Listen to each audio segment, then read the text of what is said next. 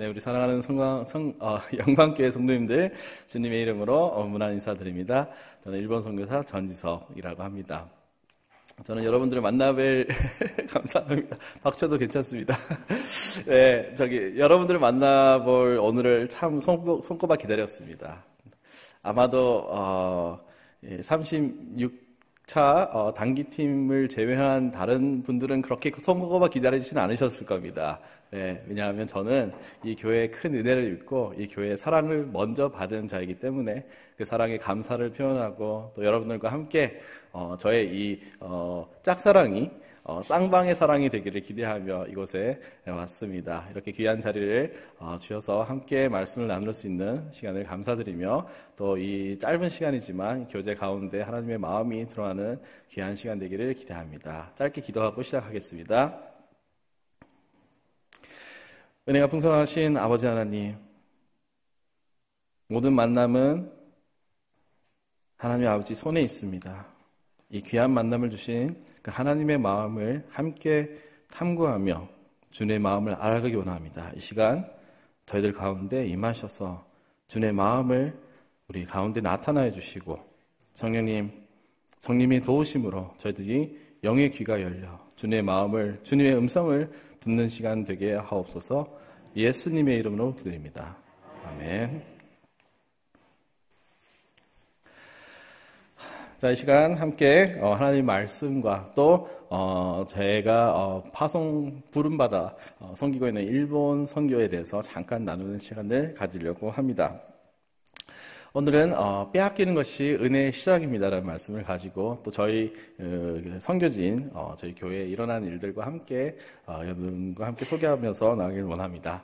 우선 저희 짧은 소개를 하고 싶습니다. 저는 일본 선교사입니다. 저희 아내 유지연 선교사와 오늘은 막내 딸만 같이 왔습니다.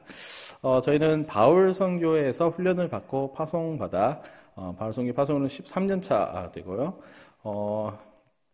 일본 내에서는 일본 동맹 기독교단이라는 교단에 소속하여서 목사로 활동을 하고 있습니다. 파송받아서 사역한 지는 13년인데요. 저는 이제 일본에서 살기 시작한 지는 33년 정도 됩니다. 1993년도에 저희 부모님이 일본 선교사로 파송을 받아서 가서 저도 이제 중학교 1학년 나이에 갔습니다. 그래서 저는 한국에서 살았던 기간보다도 일본에 살았던 기간이 훨씬 깁니다. 한국에서의 저의 그 최종 학력은 초등학교 또 아닌 국민학교 중퇴입니다. 국민학교 중퇴, 국민학교 중간에 저를 그렇게 불쌍한 눈빛으로 보지 않으셔도 괜찮습니다. 배울 만큼 배웠습니다. 한국에서는 국민학교 중퇴를 하고 부모님을 따라서 일본으로 가서 거기서 중학교, 고등학교를 일본 공립학교를 다녔습니다. 저는 일본어를 배운 적이 없어요. 일본어로 공부를 했습니다. 일본어 잘하게 생겼죠. 잘합니다. 일본어 잘하고 나중에 이제 제가 헌신을 하고 나서 보니까 하나님께서 나를 일본 선교사로 만들기 위해서 하나님께서 나를 훈련시키셨구나 라는 그런 마음이 들었어요. 그래서 제 노력이 아닌 하나님의 그 섭리 가운데 일본 선교로 저는 준비돼서 사용받고 있는 그런 2대 선교사인 것을 소개합니다. 2019년 이코이나루 교회, 아까 소개해주신 한국의 뜻으로 하면 쉼이 있는 교회입니다. 쉼이 있는 교회를 개척해서 지금까지 6년 동안 개척교회를 섬기고 있습니다. 그리고 마지막으로 가장 중요한 것입니다. 2024년 12월부터 영광교회 파송선교사로 이렇게 맞이해 주셔서 이렇게 활동을 하고 있습니다. 사실 선을 보고 결혼을 해야 되는데 일단 혼인신고부터 해놓고 이제 처음 얼굴을 보시는 거거든요. 제가 이렇게 마음에 안 들어도 어쩔 수 없습니다. 저희 서류 들어갔기 때문에 이렇게 해서 저희가 사이좋게 계속해서 협력하며 나갔으면 좋겠습니다. 저희 가족 사진 자녀는 4명이고요. 이렇게 6 가족이 함께 즐겁게 일본을 섬기며 나아오겠습니다. 자, 먼저 말씀을 잠깐 보겠습니다. 오늘 욥기서 말씀은 여러분은 잘 알고 있는 것이죠. 욥기라고 하면 뭘 가장 먼저 생각하시나요? 의인? 아니면 고통받는 그 모습? 참 욥기를 생각하면 참 이해가 안 되는 분이 많습니다. 왜 성경에 이곳에 욥기서라는 것이 들어있을까? 욥기서가 꼭 필요했을까? 또 욥기가 정말 실존했을까? 학자들 가운데는 욥기는 이거는 진짜 얘기가 아니고 만든 이야기다. 교훈을 위해서 만든 이야기다라고 주장하는 분도 있습니다. 저는 동의하지 않습니다. 너무나도 구체적인 장소와 그의 활동이 적혀있기 때문이죠. 근데 이 말씀을 주신 이유가 있습니다. 의인 욥에게 그 삶에 일어난 아주 억울한 사연. 하루아침에 재산도 자녀들도 건강도 잃어버린 의인. 너무나 착하게 살았어요. 너무나 바르게 살았어요. 하나님 앞에 흠잡을 데 없이 거룩한 삶을 살았어요. 우리 지금 시대로 얘기하자면 여러분들이 모든 사람이 인정할 만한 신앙생활 잘 하시는 성도님 생각하시면 됩니다. 심지어 그런 분들도 마음의 죄를 지을 수도 있겠죠. 그런데 성경은 이 욥은 그 마음의 죄조차도 하나님께 언제나 제사로 올려드리고 회개하고 너무너무 바른 신앙생활을 하고 있었다라고 소개하고 있습니다. 그런데 그 모든 축복이 하루아침에 없어진 것입니다. 잃어버린 것입니다. 사실 잃어버렸다는 것은 너무 얌전한 표현이죠. 성경은 하나님께서 거두셨다라고 얘기하시죠. 거두셨다. 하나님 입장에서는 거두신 거예요. 맞습니다. 그런데 욥 입장에서는 모든 것을 하루아침에 빼앗긴 것이에요. 누가 빼앗아 갔을까요? 누가 빼앗아 갔을까요? 사탄인가요? 하나님인가요? 어렵죠. 하나님께서 허락하시고 사탄이 뺏어갔죠. 둘이 기대한 바는 달라요. 하나님께서 기대하신 것은 이 욥이 끝까지 그 신앙을 지킬 것이다 기대했습니다. 사탄은 이 욥이 그 모든 것을 빼앗김으로 하나님을 저주하고 하나님을 멀리할 것이라고 기대했습니다. 모든 것을 빼앗긴 욥. 근데 하나 빼앗기지 않은 게 있어요. 또 보면서 좀 이해가 안 됐습니다. 하나 빼앗기지 않은 게 있어요. 그 아내는 안 데려가셨더라고요. 아내는 건강하게 입도 살아서 욥한테 이 모든 걸 보면서 하나님을 저주하고 죽어라 이런 식의 나쁜 말을 하고 사라지죠. 그 말을 그 한 대사가 남아 있었어요. 아내한테는. 그래서 욥은 아내를 데려가지 않았지만 하지만 결국은 아내도 욥을 떠났기 때문에 빼앗긴 거나 마찬가지입니다. 중요한 것은 이제 왜 빼앗았는지 이 부분을 가지고 이제 그 욥기서의 마지막까지 그 친구들도 등장하고 대사가 왔다 갔다 하면서 참 재미있는 이야기들이 재미있다는 건 저희 3자 입장이시고 본인한테는 너무너무 힘든 일이지만 왜 빼앗았을까? 그 이야기들이 이어지게 됐죠. 친구들은 얘기합니다. 너가 분명 숨긴 죄가 있다. 어떻게 죄 없는 곳에 이러한 저주가 있는지 그건 있을 수 없는 것이다. 친구들은 계속 욥을 공격합니다. 하지만 욥은 그렇지 않아요. 죄 때문에 빼앗겼다. 그렇지 않습니다. 죄 때문에 빼앗기는 경우가 있습니다. 그건 사실이에요. 여러분들이 너무너무 소중하게 여기는 것. 하지만 하나님께서는 그 소중한 것을 하나님보다 소중하게 하는 순간 때로는 하나님께서는 그것을 빼앗으실 때가 있습니다. 여러분 사랑하는 자녀들을 위해서 선물을 하죠. 자동차도 선물하고 어린아이들한테 인형도 선물하고 그런데 그 장난감을 가지고 친구들과 싸우고 형제들과 싸우고 부모님께 순종하지 않는다면 그것을 계속 내버려 두시겠습니까? 때로는 자녀들이 싫어하고 울고 불고 그렇게 거부를 하더라도 그것을 빼앗아야 될 때가 있습니다. 그것은 그 아이의 바른 길을 가기 위해서 그 부모의 마음이죠. 하지만 욥은 그렇지 않았습니다. 욥이 빼앗긴 것은 더 깊은 하나님의 뜻이 거기에 있었습니다. 결론적으로 얘기하자면 하나님께서는 더 아름답고 선한 것을 주시기 위해서 가진 것을 일단 뺏은 것입니다. 여러분들의 자녀에게 더 좋은 것을 주고 싶어요. 그럼 한번 그것을 거둘 때가 있겠죠. 그 의미를 안다면 자녀들은 기다릴 겁니다. 하지만 그 의미를 모른다면 왜 내가 이것을 뺏겨야 되는지 알 수 없을 거예요. 그런데 더 좋은 것을 받았을 때 그 자녀들은 그 아버지의 뜻을 어머니의 뜻을 이해할 수 있게 되겠죠. 이 욥을 보면서 하나님께서는 이 욥에게 더 선한 뜻을 나타나기 위한 큰 계획하심이 있었습니다. 그런데 욥은 그것을 알지 못하는 상황이에요. 그렇지만 그 욥은 이미 1장이라는 그 초반에 이미 고백합니다. 주신 이도 여호와시요 거두시는 이도 여호와시니. 저희들 이런 고백을 할 수 있을까요? 하루아침에 모든 것을 잃고도 모든 것을 빼앗기고도 그것이 하나님의 온전한 뜻이었다고 우리는 정말 마음속으로부터 고백할 수 있을까요? 사실은 제가 지금 섬기는 교회 가운데도 그런 일이 일어나고 있습니다. 그래서 저희 지금 선교지의 모습을 잠깐 소개를 하려고 합니다. 이코나르 교회는 이런 모습을 하고 있습니다. 미에현이라는 그 나고야 아랫지방에 있고요. 스스카시라는 중소도시에 위치하고 있습니다. 교회를 개척하기 위해서 지역조사를 했는데 사람 사는 곳에서는 교회가 있어요. 일본도 그렇습니다. 사람 사는 곳에서는 교회가 있습니다. 그럼 교회를 그 옆에 더 지을까? 아니, 저희는 기도하는 가운데 하나님께서는 이런 멋진 장소를 주셨어요. 사람이 없는 곳에 주셨어요.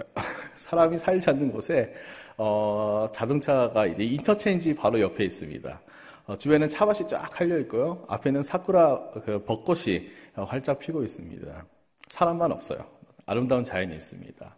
하지만 하나님께서 이런 장소를 주셔가지고는 저희들은 여기를 너무 기쁜 마음으로 들어갔어요. 왜냐하면 이곳을 얻기 위해서 저희들은 1년 반이라는 기간을 울면서 기도했습니다. 일본 교단에서 교회 개척 프로젝트가 있다고 그래서 사람을 찾았는데 아무도 헌신하지 않았어요. 일본 목사님들은 이런 개척을 좀 두려워합니다. 아무도 없는 데 가서 어떻게 시작해야 될지, 가족끼리 몇 년 동안 그렇게 되어야 될지. 실제 저희 교단에서 과거 20년 동안 20개 넘는 교회를 개척했어요. 그런데 그 개척한 교회들이 10년 안에 자립한 교회는 하나도 없습니다. 심지어 10년이 됐을 때 세례교인이 12명을 넘은 교회가 손꼽아 있어요. 20명을 넘은 교회가 없습니다. 보통 10명 또는 한 자릿수. 그런 과거에 많은 데이터들이 있어요. 누가 헌신을 하겠습니까?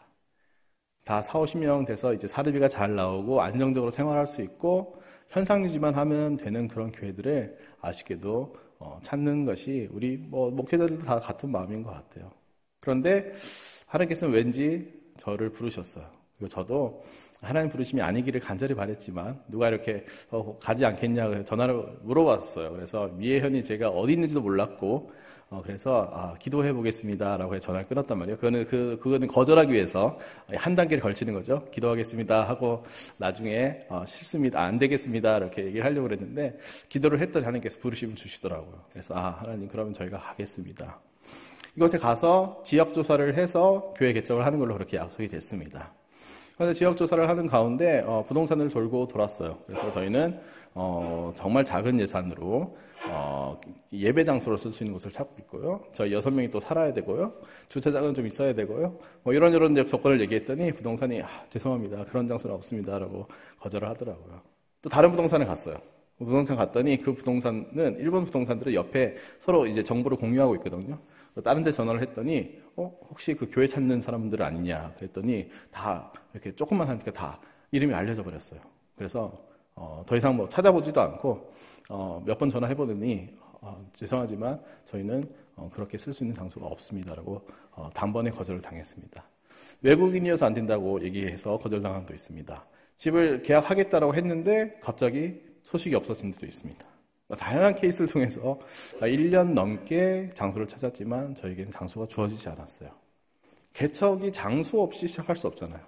근데 그 장소 찾는 것조차도 나의 힘으로는 할 수 없다는 그런 무력함을 느끼기 시작했습니다. 1년쯤 지났을 때 너무 조바심이 나서 아내와 한 끼 금식을 결단했습니다. 그러고는 6개월 동안 그때 한 7, 8kg 빠졌습니다. 살이. 너무나 그 압박감과 주변에 만나는 분들마다 교회 장소 찾았느냐, 시작했느냐 이런 얘기를 해오는 것들이 너무 프레셔가 돼가지고는 살이 쪽쪽 빠졌어요. 그런데도 찾아지지 않았습니다. 그런데 어느 날 하나님께서 이 집주인을 만나게 하셨어요. 집주인을 만나서 그 집주인이 자기 집이 있는데 이곳을 저희가 빌리고 싶다라고 했더니 원래는 파는 것으로 내놨는데 그럼 빌려도 된다라고 그렇게 흔쾌히 하더라고요. 얘기를 하더라고요. 그래서 얘기를 좀 들어보니까 그 집 주인이 아들이 하나 있는데 그 아들을 선교사 자녀학교에 보내고 있었어요. 이분은 미신자입니다. 미신자인데 부모가 좀 욕심이 있는 어머니예요. 아이들이 어릴 때부터 영어를 했으면 좋겠다. 그래서 일본어도 잘 못하는 그 친구를 영어하는 그 선교사 자녀학교에 보낸 거예요. 그랬더니 그 엄마 친구들하고 이렇게 친하잖아요. 엄마 친구들이 선교사님 사모님들이 있어요. 그래서 이 집주인이 어떤 교회에서 자기 집을 교회로 쓰고 싶다는데 어떻게 하면 좋을지 모르겠다 그랬더니 그 사모님들이 선교사님들이 그러면 복 받는다, 축복 받는다 이런 얘기를 많이 해준 거예요. 그래서 이 집주인이 원래 워낙 한 사람인데 그 얘기를 듣고는 흔쾌히 빌려주겠다. 막 이러면서 막 저희가 이제 주차장을 개조해서 예배실로 쓰고 있습니다. 마음대로 하라고. 그리고 언제가 이 집을 사주세요 라고 얘기를 하고 그때 계약을 했습니다. 그래서 저희는 월세로 들어간 집이에요. 산 집이 아니고 월세로 들어갔습니다. 너무나 아름다운 곳에 있습니다. 이 지도를 보면 미에 전체는 이제 일본 전체 땅 가운데 이렇게 빨간색이 되어 있는데 여러분들이 잘 아는 도쿄, 관동, 도쿄 주변 기간이고요. 그 다음에 초록색이 중부 지역이라고 불리는 지역입니다. 그리고 짙은 노란색으로 되어 있는 겨자색이 되어 있는 것이 관서지방, 오사카, 칸사이가 있는 지역입니다. 저희는 그 중부와 관서지방 그 중간쯤에 있는 미에라는 지역에 위치해 있습니다. 짧은 동영상인데 우리 교회 모습이 잘 보이는 모습 잠깐 보겠습니다. 소리가 나오면 좋고요. 없어도 괜찮습니다.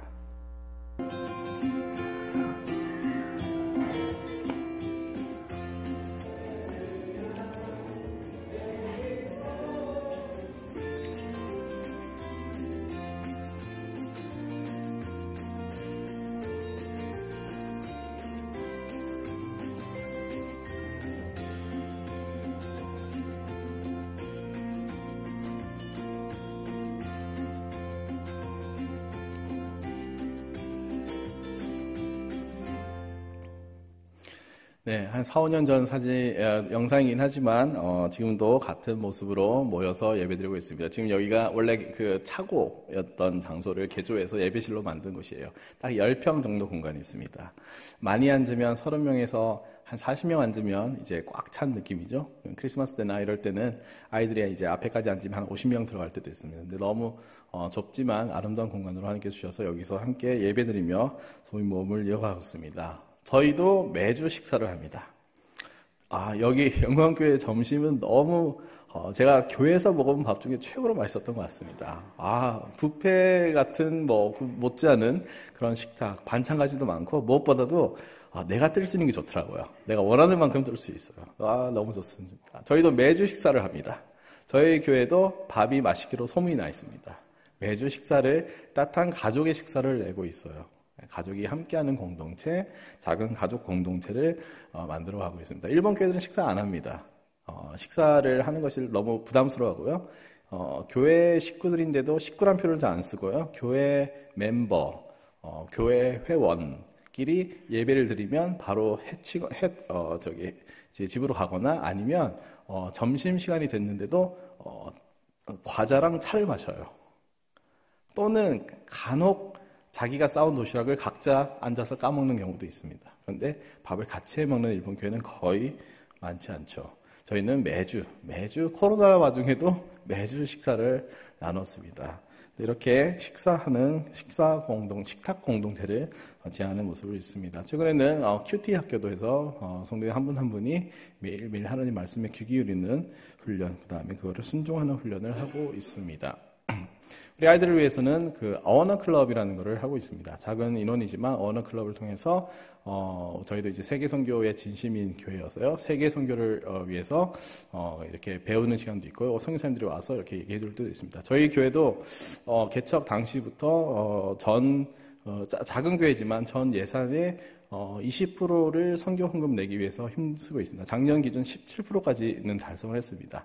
작은 교회이기 때문에 헌금이 그렇게 많지 않습니다. 그럼에도 불구하고 저희들은 많은 것으로 하나님께 드리는 것을 지향하기 때문에, 그렇게 기뻐하기 때문에 17%의 헌금을 드리면서 더 많은 것을 드리기를 기도하고 있습니다. 이렇게 여름에는 큰 잔디밭을, 저희가 그 빌린 땅이 900평이 있습니다. 900평이 있어서 거기 잔디밭도 거의 죽어가는 것을 제가 5년 동안 이렇게 예쁘게 키웠어요. 예쁘게 키워가지고는 아름다운 잔디밭에서 동네 아이들도 부르고 어른들도 함께 물놀이를 해서 같이 즐거워하는 모습입니다. 최근에는 퍼블스라고 2, 3세 작은 아이들 클럽도 시작했습니다. 저희 교회 자녀들이 함께 하나님의 말씀을 배우고 이때부터 신앙을 계승하기 위한 준비를 하고 있습니다. 클러버가 한 9명 되는데 그중에 한 6명은 미신자 가정 아이들이에요. 미신자 가정 아이들이 자기 가정 아이들을 이 어원화 클럽에 보냅니다.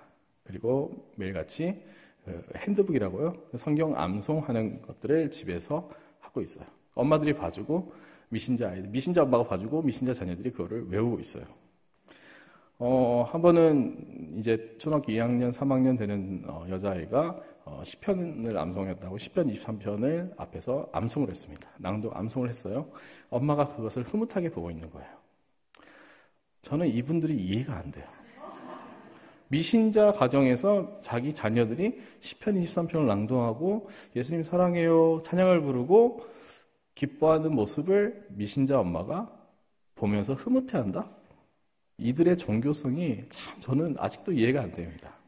종교가 뭔지, 믿음이 뭔지, 하나님이 뭔지 전혀 개념이 없어요. 뭐든지 그냥 자기가 기쁘면 기쁜 거예요. 자기 자녀가 기뻐하면 기쁜 거예요. 참 이 진리 앞에 진리를 완전히 무시하는 행동, 차라리 반대하고 이건 진리가 아니기 때문에 나는 안 믿어라고 하면 저는 이게 진리인지를 설명해 줄 수 있겠죠. 그런데 교회 오는 것도 거부감이 없어요. 너무너무 교회 오는 것도 즐거워요. 하지만 정말 마음으로부터 믿지 않고 오는 이 분들 참 저는 이해할 수 없지만 이분들을 향해서 저희는 계속해서 복음 전도를 하고 있습니다.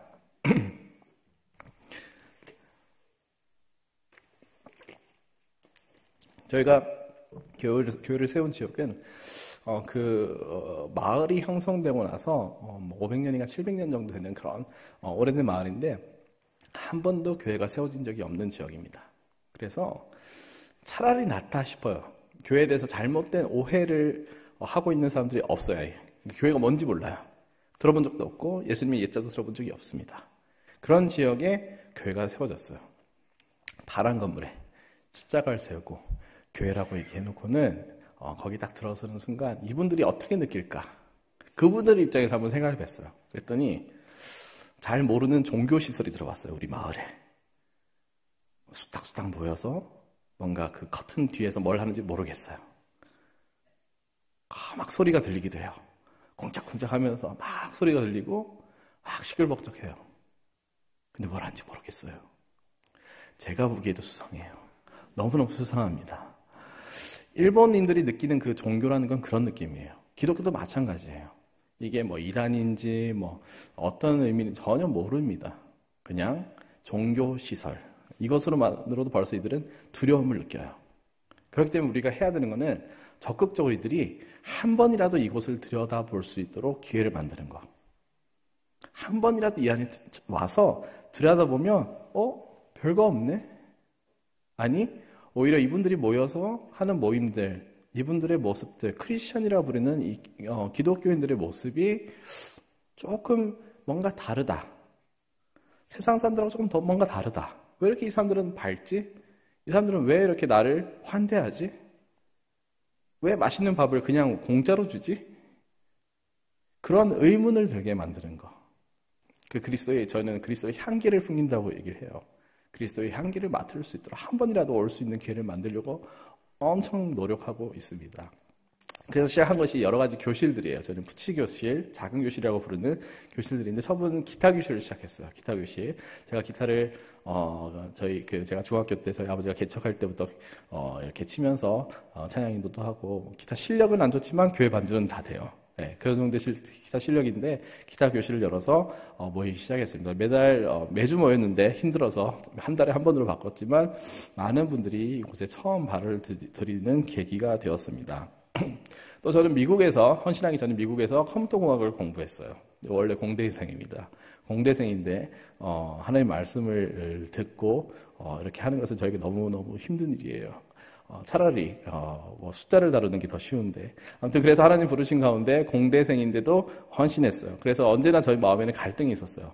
내가 배운 프로그램이 왜 이런 헛된 시간들을 보내서 나의 삶이 크게 빙빙 돌아가지고는 이렇게 왔을까? 처음부터 헌신했으면 좋았을 텐데. 그런데 그 답을 이제 찾았습니다. 제가 배웠던 프로그래밍을 교실을 열어서 아이들을 모집하고 모이고 있습니다. 처음 모였을 때는 저희가 이제 그 아이들이 한 초등학생들, 중학생들, 크면 고등학생들쯤 아이들이 와서 이렇게 이제 프로그램 배우면서 재밌게 할 생각으로 이렇게 전단지를 한 500-600장 뿌렸어요. 어느 날 전화가 왔습니다. 프로그래밍 교실 하냐고. 중년 남성의 목소리였어요. 프로그래밍 교실 하냐고. 합니다.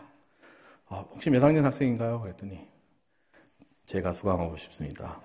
60대 할아버지가 전화하셔가지고는 혹시 제가 설마 그런 분이 전화하실까 생각 못하고 나이를 안 적어봤단 말이에요. 그래서 안 된다는 얘기를 적지 않았으니까 그럼 오시죠 했더니 60대 할아버지가 와서 한 명 앉혀놓고 제가 프로그래밍 교실을 시작했습니다. 참 원래 의도했던 바는 아니지만 그래도 하나님께서 주신 귀한 학생이기 때문에 재밌게 했어요. 그 다음 학기가 되니까 입소문을 타서 학생들이 오기 시작했어요. 초등학교 5학년짜리 남자친구가 2명 와서 한 학기 아주 너무 재밌다. 그래서 친구들을 부르고 엄마가 엄마를 소개해서 10몇 명 넘는 아이들이 와서 이곳에서 배우기 시작했고 그렇게 배운 친구들이 올해 고등학교를 들어갔어요. 고등학교를 들어갔는데 그 친구가 너무 재밌게 배운 친구가 초등학교 졸업 앨범에도 제 이름을 써갔어요. 존 센세이가 자기의 삶을 인도해서 자기는 프로그램을 하는 전문가가 되고 싶다. 꿈을 그렇게 그렸어요. 이번에도 고등학교 졸업을 하는데 그 졸업문에 제 이름을 적으면서 존 센세를 만나서 자기 삶이 방향이 바뀌었다라는 식의 얘기를 했다고 합니다. 이 작은 아이들에게 그 삶의 그 방향을 바꾸는 그런 일들을 하고 있습니다. 이건 관계 맺기의 일환이에요. 조금씩 그들 삶에 침투하여서 우리가 이상한 사람들이 아니다. 오히려 우리는 더 아름다운 삶을 누리고 정말 이 삶의 의미를 이해하고 살아가는 아름다운 하나님의 자녀들인 것을 향기를 나타내고 있습니다. 그렇게 해서 많은 아이들이 와서 저희 교회에 대해서 좋은 입소문들을 주변에 펼치고 다니고 있습니다. 또 저희 자녀도 할 수 있는 것들이 많이 있습니다. 작은 아이들을 위해서 영어를 가르쳐요. 시골이다 보니까 학원이 없어요, 주변에. 그러니까 이 아이들이 초등학교 2, 3학년 됐는데도 알파벳을 모릅니다. 그래서 이 알파벳부터 시작해서 파닉스 교실, 발음하는 거 그런 것들 이제 가르치는 교실 하고 또 한국어 요리를 배우고 싶어하는 친구들이 어머니들이 많이 계셨어요. 그래서 어머니들을 대상으로 1대1로 한국 요리를 가르치는 교실도 하고 있습니다. 이외에도 많은 것을 하고 있습니다. 뭐든지 제가 가진 은사를 다 써서 이 지역에 이 교회에 한 번이라도 올 수 있는 기회를 제공하고자. 그렇게 해서 많은 분들에게 예수님의 복음을 씨를 뿌리기 위한 밭을 갈아엎는 작업. 아직 씨를 뿌릴 준비도 안 됐어요. 왜냐하면 너무 밭이 안 좋아서 씨 뿌리면 당장 말라 비틀어질 게 너무 분명해요. 바닥에 있는 돌들을 없애고 자갈들을 없애고 흙을 골라서 푹신푹신한 땅을 만들고 거기다가 복음의 씨를 뿌리기 위한 준비를 하고 있습니다. 언제쯤 되면 뿌릴 수 있을까요? 그리고 언제쯤 되면 그 뿌린 씨앗들이 열매를 맺어서 영혼 구원이 일어날까요? 혹시 성급하신 분들은 일본 선교에 적합하지 않습니다. 저도 많이 일본에서 보면 많이 성급한 사람 보여요. 그런데 한국에서 보시면 좀 느긋한 사람으로 보이실 겁니다. 아까 왕 목사님 설교하시는데, 속도가 너무 빠르더라고요. 저도 알아듣는 거, 저는 이제 한국어 듣는 것 말에 너무 힘들었어요. 근데, 그렇게 빨리 얘기도 못해요. 저는 일본에서는 아주 말을 빨리 하는 사람 중에 속합니다. 일본들은 훨씬 더 천천히 얘기해요. 느릿느릿 천천히, 조심조심. 이것이 일본의 성품이에요. 저도 이제 빨리 영어군이 일어나고 그런 기대를 하면서 개척을 했지만 그래서는 안 된다. 천천히 밭을 가꾸고 관계 맺기를 키워서 그 위에 하나님 나라가 천천히 세워지도록 그런 마음을 가지고 시작한 게 2019년이었습니다. 그런데 2019년이 지나서 2020년 뭐가 시작됐죠? 코로나가 시작됐어요.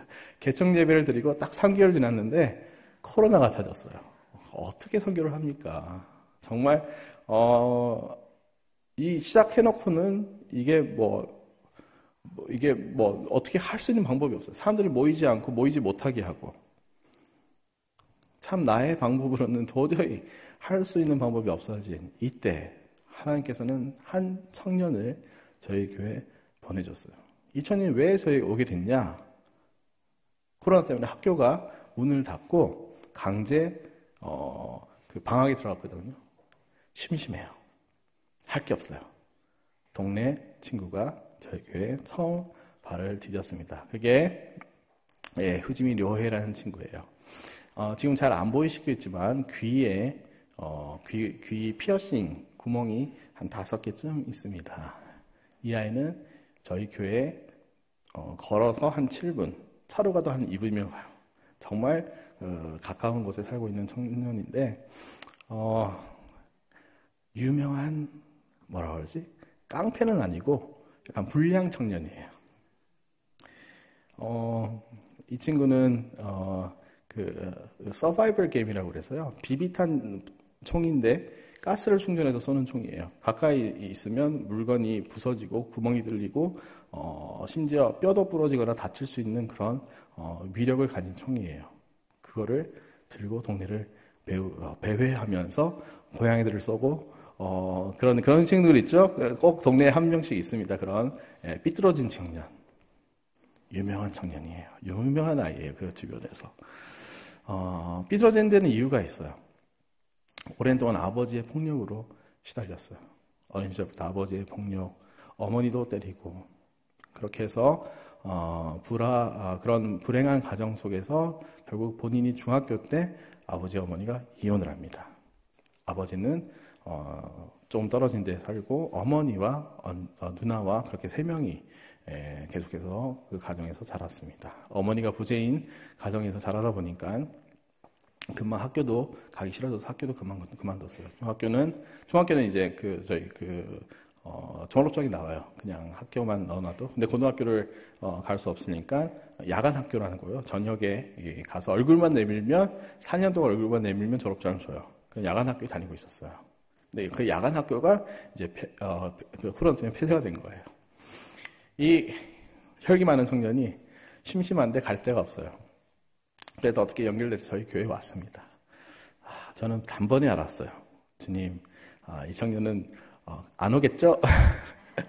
오늘 오거는 안 오겠죠? 라고 생각을 하고는 그래도 일단 와서 이제 얘기를 좀 들어보니까 기타 좀 좋아하고 그렇대요. 그래서 기타 좋아하냐? 나도 기타 한다. 같이 기타 치자 했더니 기타 딩동댕 치면서 재밌어 하더라고요. 기타 치고 또 밥 때 되니까 밥 먹고 갈래? 그랬더니 또 먹고 간대요. 그래서 집에 있는 거 같이 밥 먹고 기타 치다가 저녁 어두워서 돌려보내고 그 다음날 또 와요.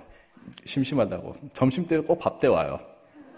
그러면 또 같이 있는 거 같이 해 먹었어요. 그리고는 또 밥 먹고 이제 가겠지 싶으면 안 가요. 거기 앉아서 기타 치고 있어요. 그래 기타 치자. 기타 치고 또 다른 취미 얘기도 하고 이런저런 얘기 하면서 그렇게 지내고 또 갈 때 또 저녁쯤 되니까 밥 먹고 밥 먹고 가겠대요. 그래 밥 먹고 또 돌려보내고 하루에 한 5일을 출근했어요. 얘는. 네, 저희 집에 출근하고 그렇게 해서 하다가 그럼 주일도 와라 그랬더니 심심하니까 어차피 주일도 와서 그때부터 예배를 참석하기 시작했습니다. 서바이벌 게임이 이제 토요일 주일날 많이 하거든요. 그래서 이제 서바이벌 게임이라는 게 재밌는 게 있을 때는 안 오고 심심하면 오고 그렇게 몇 개월 다니다가 이 친구가 이제 아버지 부재에 그 상처가 있으니까 저를 유심히 쳐다본 것 같아요. 남자로서 어떻게 행동하는지. 저희 자녀들이 있거든요. 저희는 이제 아이들이 걱정됐어요. 이 친구랑 같이 지내는 걸로 약간 물들지 않을까 걱정도 했는데 제가 아이들을 대하는 모습 보고 그 청년이 조금씩 마음을 열기 시작했습니다. 한 3개월쯤 지났을 때 우리 성경 공부하지 않겠니? 성경이 뭔지도 모르고 공부가 뭔지도 모르는 친구인데 그때 하겠다 그러더라고요. 그래서 그럼 매주 같은 시간에 모이자 해서 다른 기독교 청년하고 같이 3명이서 앉아서 성경 공부를 시작했습니다. 처음 한 5주는 복음 제시하는 게 있는데 정말 열심히 설명을 했어요. 성경은 이렇고 하나님 말씀 이렇고 우리는 죄인이기 때문에 구원이 필요한데 우리 힘으로는 그 구원을 이룰 수 없고 예수님이 오셔서 뭐 이런 얘기를 복음을 다 제시했어요. 혹시 믿을래? 그랬더니 뭐라 그랬을까요? 잘 모르겠다는 거예요. 잘 모르겠다. 잘 모르겠다는데 뭐라 그러겠어요? 그래, 알았다. 그래. 그럼 다음 주에 또 하자. 그래서 그 다음 주 또 복음을 쟀어요. 다시 또 처음부터. 이렇게 했어. 이렇게 했지. 이제 좀 알아들었을까 싶어서 얘기를 했더니 그래도 모르겠대요. 모르겠대요. 이해가 안 되는 거예요. 이 청년 입장에서는. 성경이라는 건 처음 들어보고 자기가 아는 그 하나님은 신사에 그냥 있는 하나님이지 그것은 전지전능하고 죄가 뭐고 전혀 그런 것과 무관한 삶을 살아온 청년 입장에서는 이 복음이라는 걸 이해하는 것이 이렇게 힘든 거구나. 이걸 이해시키는 게 이렇게 힘든 거구나. MZ세대라고 불리는 이 청년들에게 하나님의 복음을 제시하는 것이 이렇게 힘든 거구나. 그래서 저희 마음이 이제 포기할 거 그래. 모르면 괜찮다. 그런데 그 청년이 얘기하는 거예요. 복음은 성경은 잘 모르겠지만 존 센세, 전 목사님이 믿는 예수님이면 저도 믿고 싶습니다. 저는 그게 오히려 감동이에요. 내가 그렇게 신앙생활 잘했나? 내가 그것보다도 그리스도의 향기를 품고 뭔가 이 사람은 내가 알던 기존의 많은 일본인들과 달라. 이 사람이 가지고 있는 삶의 가치관은 뭔가 더 깊은 의미가 있어. 뭔가 더 매력적인 게 있어. 이 청년은 그것을 감지를 했어요. 그리고는 그때 그 자리에서 같이 신앙 고백을 했습니다. 그리고 3개월 후 저희가 만난 지 6개월 만에 이 청년은 세례를 받았습니다. 그때 저는 아직 이 교단에서 목사 안수를 못 받았기 때문에 저희 대행 목사님께서 계셔서 함께 안수식을 인도해 주셔가지고는 침례로 가까운 강에 깨끗한 강이 있습니다. 그 강에서 풍덩하고 나와서 이 친구의 삶이 100%, 120% 달라진 새로운 삶을 살기 시작했어요. 그때 갑자기 착해지는 건 아니고요. 갑자기 착해지는 건 아니고 착하게 살려고 노력을 많이 하더라고요. 그런데 그 하나님께서 그 삶을 이끌어가는 모습이 너무너무 신기했어요. 고등학교는 어떻게 졸업했어요? 야간고등학교 졸업하고는 취직이 안 돼요. 이게 취직이 될 수가 없어요. 제가 이 친구한테 여러 번 얘기했지만 내가 사장이어도 너를 고용하지 않겠다. 그만큼 이 청년이 그렇게 막 능력이 있고 그런 친구가 아니에요. 그런데 그 지역의 중소기업에 한 번에 통과가 됐어요. 그래서 정사원으로 월급 잘 받고 보너스 저보다 더 많이 받아요. 그 친구가 보너스 더 많이 받고 그러면서 그 사회생활을 시작했어요. 그래도 불안한 거예요. 한 6개월 다니다가 그만두지 않을까? 1년 그래 넘겼는데 또 그만두지 않을까? 불안하면서도 교회 계속 오면 신앙생활 하면서 계속 격려하면서 같이 나갔을 때 이 청년이 지금 한 5년째 다니고 있거든요. 아직까지 너무너무 잘 다니고 있습니다. 그러면서 조금씩 신앙이 성장하는 모습을 지금도 보고 있습니다. 속도 수학이지만 교회의 가장 귀한 일꾼으로 섬기고 있는 후지미 요헤이 청년. 이 청년과의 만남 언제 첫 열매가 이루어질까? 사실은 저는 멀리 봤어요. 5년, 10년 그 정도 하면 한 명이라도 구원할까? 왠지 내가 열심히 한 만큼 구원이 올 것 같은 착각을 하고 있었던 거죠. 하지만 하나님께서 예비하셨던 영혼은 바로 하나님의 그 때에 구원이 일어나는 것을 보고 하나님께 영광을 돌리고 하나님께서 이루시고 계시다. 하나님께서 뭔가 하시려고 하신다. 하나님께서 이 땅에서 뭔가 귀한 일들을 이루려고 하신다라는 그런 큰 기대감에 부풀어 있습니다. 그 다음에는 한 할머니가 신앙 고백을 하셨어요. 이는 저희 그 개척 멤버 중에 한 할머니가 계신데 그분이 이제 사모님이셨는데 남편 목사님 먼저 소천하시고 그 다음에 아들 목사님 교회에서 이제 그 평신도로서 생활을 하시다가 이제 저희 같은 교회인데 저희 가서 저희가 2019년부터 교회 개척을 하려고 준비하고 있습니다라고 인사를 드리고 갔어요. 그래서 설교하고 이렇게 했는데 저희한테 오시더니 첫 마디가 도와줄 사람이 있냐 라고 여쭈시더라고요. 근데 없었어요. 저희 가정 6명밖에는 개종 멤버가 없었어요. 그러면 자기가 이사를 가겠다. 그래서 그때 78세 할머니가 400km 떨어진 곳으로 이사를 오셔서 집을 구하시고 그렇게 해서 함께 개척의 멤버로 이렇게 도와주기 시작하셨어요. 이 할머니는 이 만주에서 하여간 넘어와서 막 하여간 굉장하신 분이세요. 역사를 들어보면 그 전쟁을 지나오신 분이기 때문에 길거리에 그냥 잡히면 무조건 예수님을 얘기를 들어야지 집에 갈 수 있는 거예요. 특히 이분이 잘 아시는 게 목욕탕에 들어가서 예수님 전도해요. 목욕탕 들어가면 잘 안 나오거든요. 나올 때까지 계속 들어야 되는 거예요. 할머니들은 오래 계시거든요. 한 40분 이렇게 계시는데 들어가면 계속 얘기해요. 공원에 가다가 누굴 잡아가지고 계속 얘기를 해요. 근데 이 할머니는 그 공원에서 만난 분이에요. 공원에서 만나서 이 할머니에게 말을 걸었는데 이 할머니가 심심하고 이제 그때 좀 많이 어려운 상황에 계신 할머니여서 따라서 저희 교회에 오기 시작했습니다. 교회에 오고 한 3년쯤 됐을 때 이 보청기를 끼고 계셔서 잘 안 들리시거든요. 그래서 들릴 때가 있고 안 들릴 때가 있으세요. 그런데도 큰 소리로 이렇게 하면서 종이에다 써가면서 복음 제시하고 예수님을 영접해서 저희 교회에서 신앙생활을 시작했습니다. 너무나 교회에 밝은 모습으로 오고 너무나 사랑스러운 지금 84세쯤 되신 할머니 우리 교회 2호 세례자로서 지금 좋은 신앙생활을 하고 있습니다. 그렇게 막 매년 막 좋은 열매가 맺힐 것 같았지만 실제는 그러지 않았어요. 그 다음 해는 한 명도 구원받지 못했습니다. 그런데 아까 소개했던 후지미 료헤라는 그 청년이 세왕생활 잘하고 이제 잘하고 있었는데 어느 날 갑자기 저한테 문자로 사실은 여자친구가 생겼어요 그러는 거예요. 여자친구가 생겼다고 이제 아버지한테 고백하듯이 그런데 교회 데려오고 싶대요.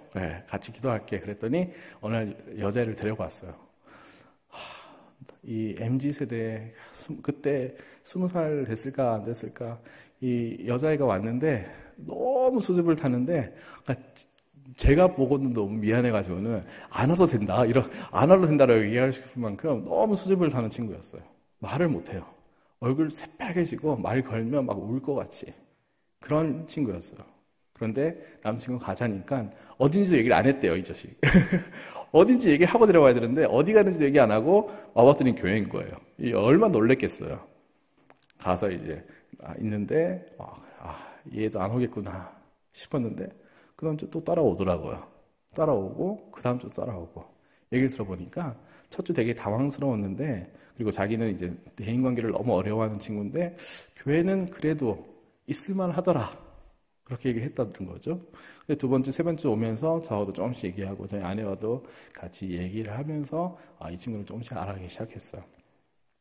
그런 가운데 이 친구들이 결혼을 먼저 했어요. 그런데 이제 뭐 20몇 살 되지 않은 친구들이 가정을 만들어 가는데 이 여자애는 아직까지도 믿지 않은 상황이죠. 저희는 이제 매주 목장 모임을 집에서 하고 있는데 그 목장 모임도 꼬박 오고 밥 너무 잘 먹어요.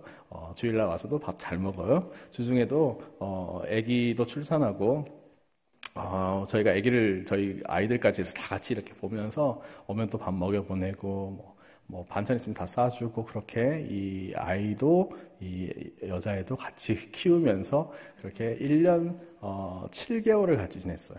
1년 7개월.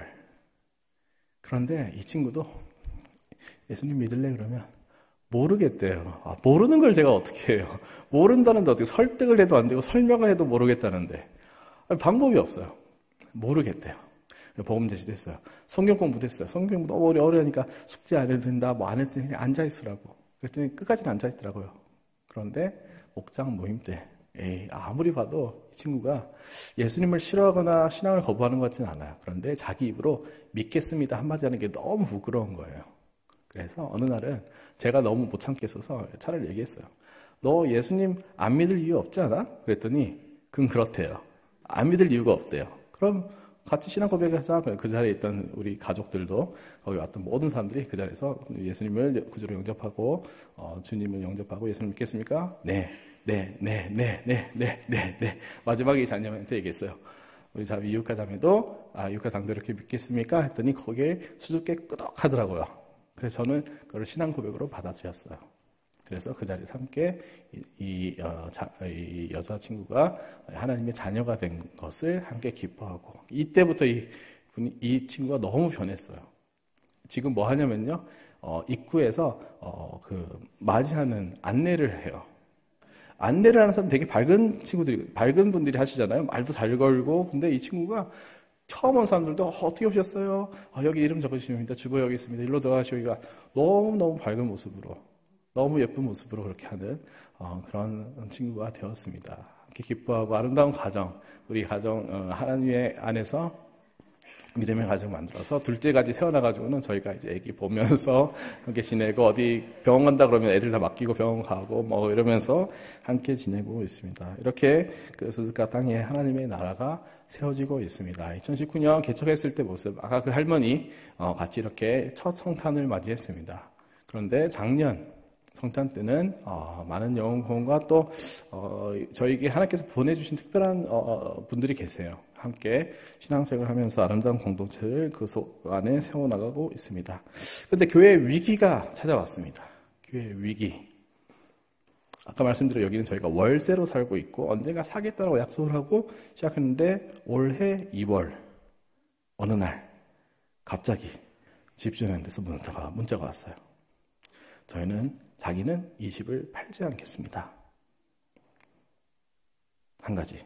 두 번째, 월세를 올리겠습니다. 물가가 올랐기 때문에 월세를 올려야 된대요. 셋째, 그 넓은 주차장, 그 풀밭, 저희가 마음껏 쓰도록 그렇게 계약을 했는데 자기들이 쓰고 싶대요. 거기도 앞으로 못 쓰게 될 겁니다. 그래서 그 세 가지를 얘기해 왔어요. 웬 벼락? 이러면서 제가 갑자기 놀랐어요. 뭐지?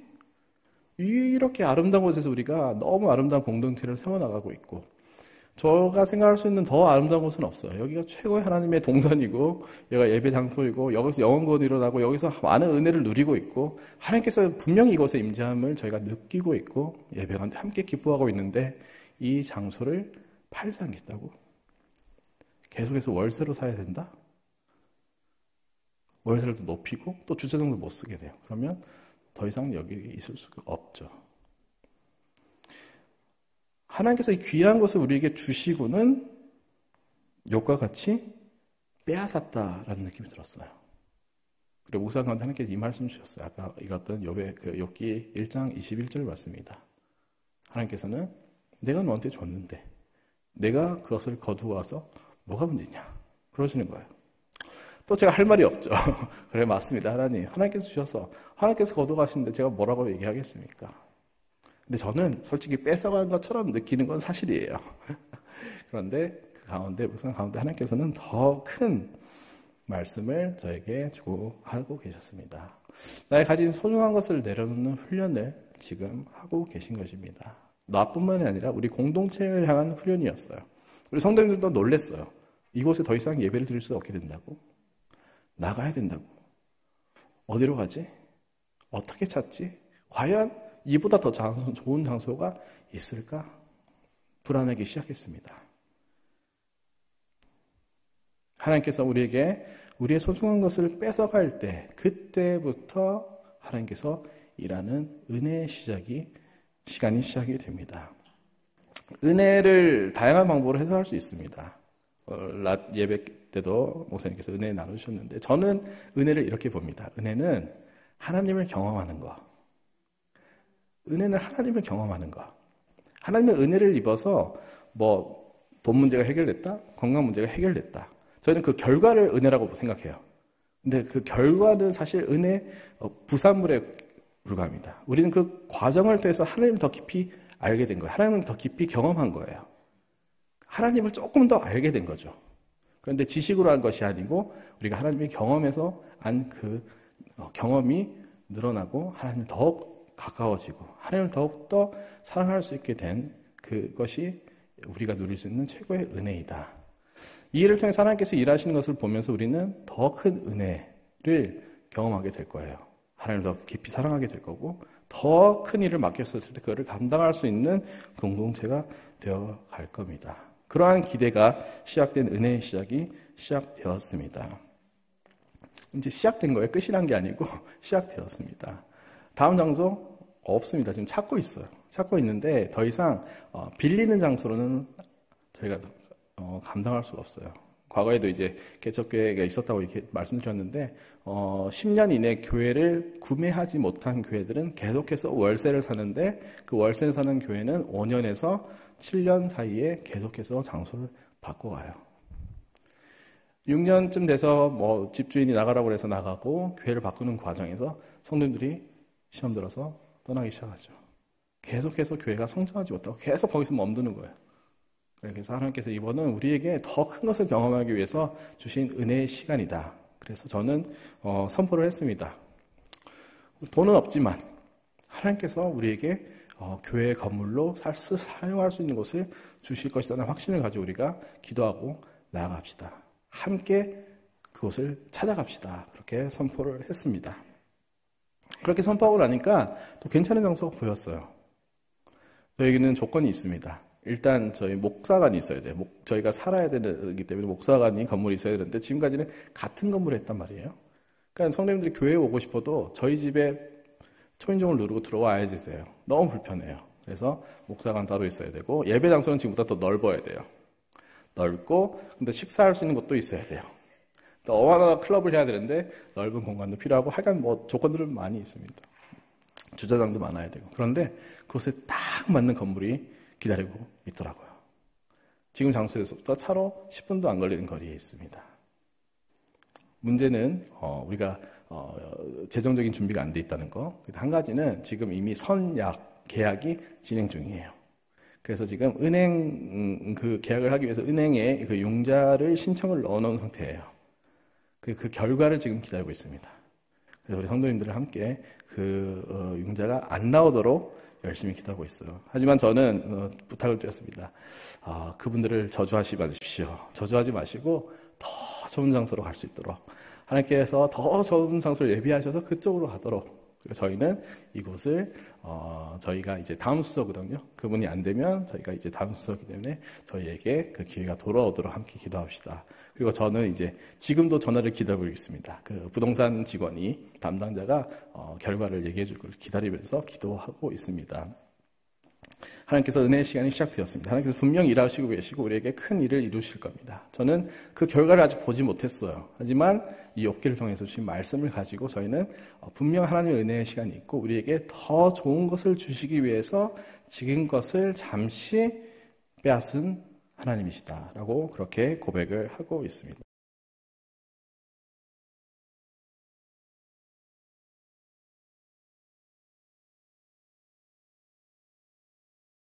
믿는 거 주님 제발 빼앗아 가세요라고 기도해야 될까요? 낮에 목사님이 얘기했던 그 왼수 같은 우리 남편 좀 데려가 주세요. 그러고는 더 새로운 더 좋은 남편 주세요. 이럴 수 없잖아요.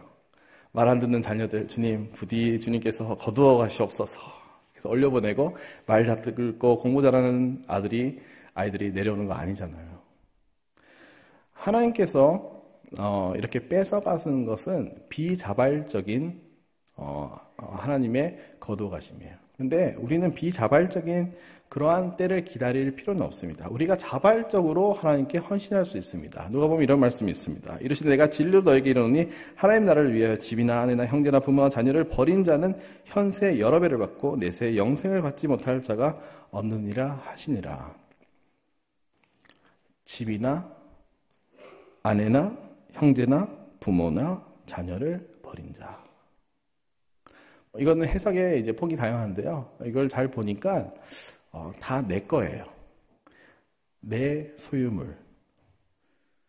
그러니까 다른 얘기를 하면 나와 나의 가족을 위해서 쓰는 것보다도 나와 내 가족이 아닌 다른 사람을 위해서 하나님께서는 나의 것을 버리기를 원하신다라고 해석할 수 있습니다.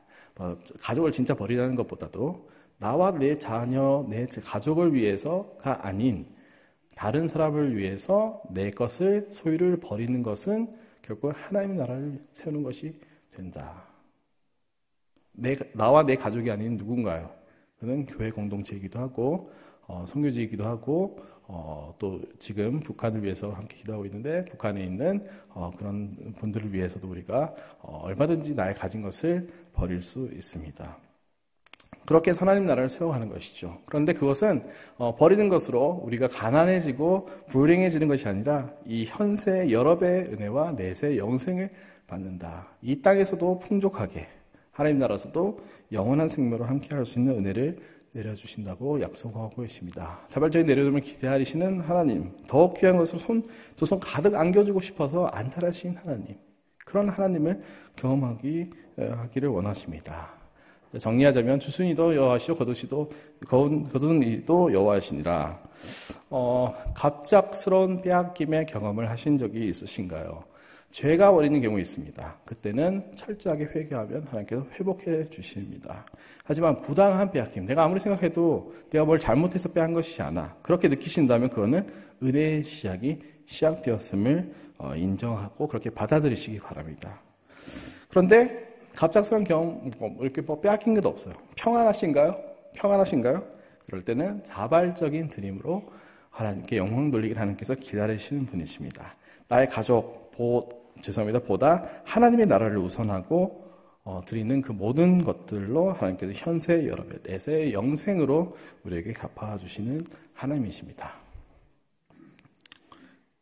하나님께서 기뻐하시는 드림은 나와 내 가족을 위한 것이 아닌 가장 먼 곳을 위한 드림을 하나님께서 기뻐하신다. 그 중에 한 곳이 일본이었으면 좋겠습니다. 하나님 나라를 향한 그 하나님의 나라를 일본 땅에 함께 세워나갈 여러분들이 동역자가 되어주시기를 하나님의 이름으로 간절히 소원합니다. 하나님께서는 일본에 지금 큰 일을 이루고 계세요. 여러분들이 동참해 주셨으면 좋겠습니다. 일본 교회는 너무 약해서 자신들의 힘으로 하나님 나라를 세워갈 수가 없습니다. 여러분들의 기도와 여러분들의 물질의 후원과 여러분들의 관심과 또 기회가 되신다면 꼭 그 땅을 와서 방문해서 밟아보시고 일본 분들과 저희 성도들과 교제 가운데 하나님께서 일하심을 같이 보시면서 영광 돌리는 아름다운 동역자가 되어주시기를 간절히 소원합니다.